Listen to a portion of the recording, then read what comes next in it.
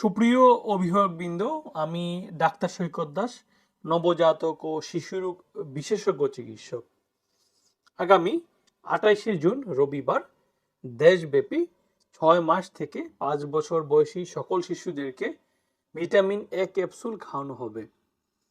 তাই আগামী রবিবার আপনার নিকটস্থ স্থায়ী এবং অস্থায়ী টিকাদান কেন্দ্রে গিয়ে ভিটামিন এ ক্যাপসুল খাওয়াতে ভুলবেন না।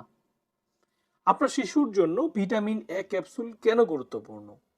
কারণ কি, ভিটামিন এ কিন্তু শিশুদের সুরক্ষার ঢাল হিসেবে কাজ করে।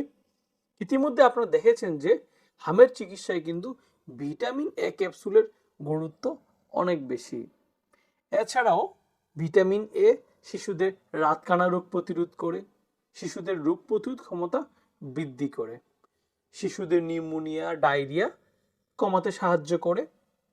এছাড়াও শিশুদের অনেক ক্ষেত্রে মৃত্যু ঝুঁকি কমায় কিন্তু এই ভিটামিন এ ক্যাপসুল।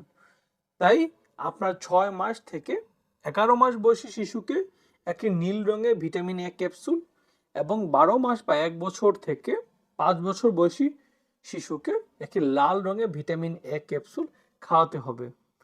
তাই আগামী 28শে জুন রবিবার দেশব্যাপী এই ভিটামিন এ প্লাস ক্যাম্পেইনে নিয়ে গিয়ে আপনার শিশুকে ভিটামিন এ ক্যাপসুল খাওয়াতে কিন্তু ভুলবেন না।